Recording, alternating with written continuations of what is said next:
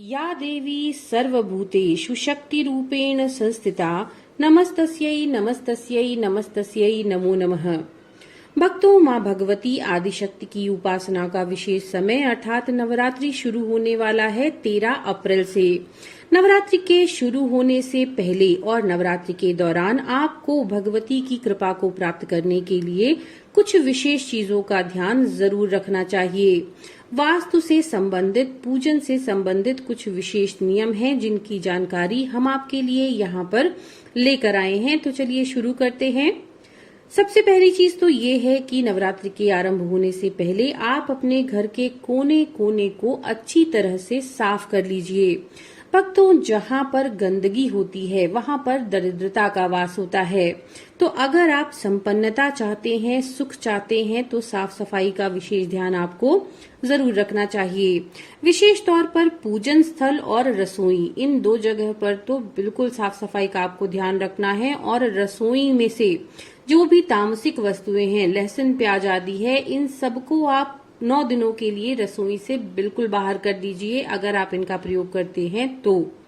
इसके साथ ही पूजन कक्ष को साफ सुथरा करने के साथ ही वहां की दीवालों पर अगर संभव हो तो हल्का पीला, गुलाबी ऐसे रंग आपको करने चाहिए जिससे सकारात्मक ऊर्जा का स्तर आपके पास बढ़े।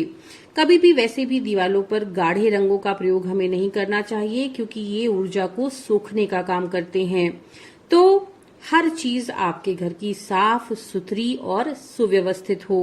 इसके साथ ही अगर कोई टूटी फूटी चीजें हैं उन्हें आप बाहर निकाल दीजिए। टूटी फूटी मूर्तियां या पुरानी किताबें पूजन से संबंधित या पुरानी तस्वीरें हैं, जर्जर अवस्था में हैं, तो उन्हें भी आप ठंडा जरूर कर दीजिए।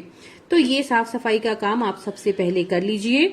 इसके बाद नवरात्रि के पहले दिन आपको अपने घर के मुख्य द्वार पर स्वास्तिक का चिन्ह बनाना है और पूजन स्थल पर स्वास्तिक का चिन्ह बनाना है। कोई भी शुभ कार्य होता है तो उसकी शुरुआत हम हमेशा स्वास्तिक के चिन्ह के साथ ही करते हैं क्योंकि ये स्वयं में बहुत शुभ माना जाता है।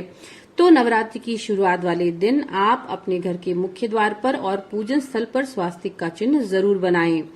इसके बाद कलश स्थापना की हम बात करते हैं तो मानसिक स्पष्टता और प्रज्ञा का जो दिशा क्षेत्र होता है वो ईशान कोण माना जाता है, यानी उत्तर पूर्व की दिशा को माना जाता है और उत्तर पूर्व की दिशा को ही पूजा पाठ के लिए सर्वश्रेष्ठ माना जाता है। यहाँ इस दिशा में पूजा करने से शुभ प्रभाव मिलता है। ईश्वर का आपके ऊपर हमेशा कृपा बनी रहती है। इसीलिए नवरात्रि में माता की प्रतिमा या कलश की स्थापना हमें हमेशा ईशान कोण में ही करना चाहिए।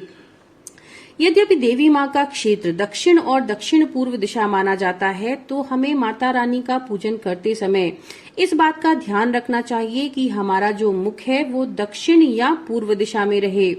शक्ति और समृद्धि का प्रतीक मानी जाने वाली पूर्व दिशा की ओर मुख करके पूजा करने से हमारी प्रज्ञा जागृत होती है और दक्षिण दिशा की ओर मुख करके पूजन करने से जो भी पूजा करने वाले हैं उन्हें मानसिक शांति का अनुभव होता है। तो इस बात का आप विशेष तौर पर ध्यान रखिए। इसके बाद पूजा स्थल में जब आप अखंड दीप जलाते हैं, क्योंकि नवरात्रि में बहुत सारे लोग अखंड दीपक जलाते हैं, तो अखंड दीपक को पूजन स्थल के आग्नेय कोण में यानी कि दक्षिण पूर्व दिशा में रखना शुभ माना जाता है क्योंकि ये दिशा अग्नि तत्व का प्रतिनिधित्व करती है। आग्नेय कोण में अखंड ज्योति या दीपक रखने से शत्रुओं पर विजय प्राप्त होती है और घर में सुख समृद्धि का निवास होता है। संध्या काल में पूजन स्थल पर आप अगर घी का दीपक जलाते हैं, जो कि आपको जलाना ही चाहिए, तो घर में सकारात्मक ऊर्जा का प्रवाह होता है, घर के सदस्यों को प्रसिद्धि मिलती है और रोग और क्लेश दूर होते हैं। इसके बाद माँ भगवती के पूजन के लिए आप जो भी सामग्रियों का प्रयोग करते हैं तो उन्हें पूजन स्थल के आग्नेय कोण में ही रखा जाना चाहिए। माँ को लाल रंग बहुत प्रिय है तो लाल रंग की जो वास्तु में महत्ता बताई गई है, लाल रंग को शक्ति और शौर्य का प्रतीक माना गया है। इसीलिए माता को अर्पित किए जाने वाले वस्त्र, श्रृंगार की वस्तुएं, पुष्प यथासंभव सभी लाल रंग के होने चाहिए। पूजा कक्ष के दरवाजे पर हल्दी, सिंदूर या रोली से दोनों तरफ स्वास्तिक का चिन्ह बना देने से घर की नकारात्मक ऊर्जा दूर होती है। इसके साथ ही अगर आपने कलश स्थापना या अखंड ज्योति जलाई है तो आप घर को खाली बिल्कुल न छोड़ें। घर का कोई न कोई सदस्य घर पे सदैव होना चाहिए। और नवरात्रि के दौरान आपको 9 दिनों तक दाढ़ी, मूछ, बाल, नाखून इन चीजों को नहीं काटना है। माता रानी का पूजन करते समय आपको लाल, पीले ऐसे वस्त्रों को पहनना है। काले वस्त्रों का या नीले वस्त्रों का प्रयोग बिल्कुल नहीं करना है। नवरात्रि के 9 दिनों में जो लोग व्रत रख रहे हैं उन्हें दिन में सोना नहीं चाहिए, ब्रह्मचर्य का पालन करना चाहिए। इसके साथ ही माता रानी के कुछ विशेष प्रिय पुष्प हैं जिनको दिनों के अनुसार आप अगर संभव हो तो जरूर चढ़ाइए। जैसे नवरात्रि के पहले दिन माता शैलपुत्री को सफेद कनेर के पुष्प और सफेद कनेर की माला चढ़ानी चाहिए। मां ब्रह्मचारिणी को नवरात्रि के दूसरे दिन पत्तों की माला चढ़ानी चाहिए। मां चंद्रघंटा को नवरात्रि के तीसरे दिन शंख पुष्पी के फूल जरूर अर्पित करने चाहिए। मां कुष्मांडा को नवरात्रि के चौथे दिन पीले रंग के फूल चढ़ाने चाहिए।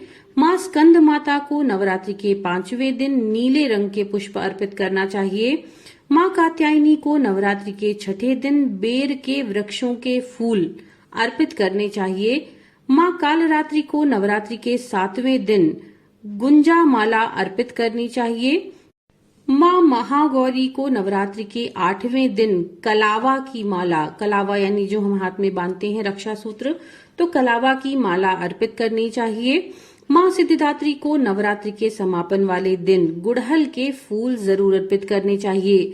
तो अगर आपके लिए संभव हो तो ये आप व्यवस्था जरूर करिए, और अगर संभव ना हो तो लाल कनेर, अपराजिता और गुड़हल ये पुष्प माता को, और गुलाब भी, ये पुष्प माता को विशेष रूप से प्रिय हैं। तो ये आप माता को प्रतिदिन चढ़ाइए।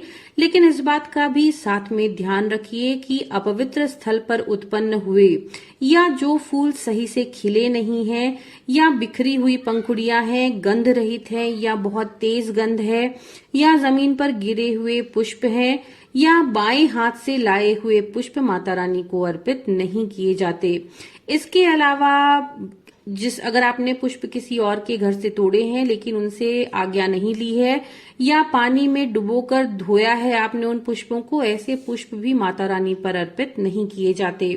तो नवरात्रि से पहले और नवरात्रि के दौरान इन सभी चीजों का अगर हो सके तो आप जरूर ध्यान रखिए। हम आशा करते हैं ये जानकारियां आपके लिए उपयोगी होंगी। नमो नारायण।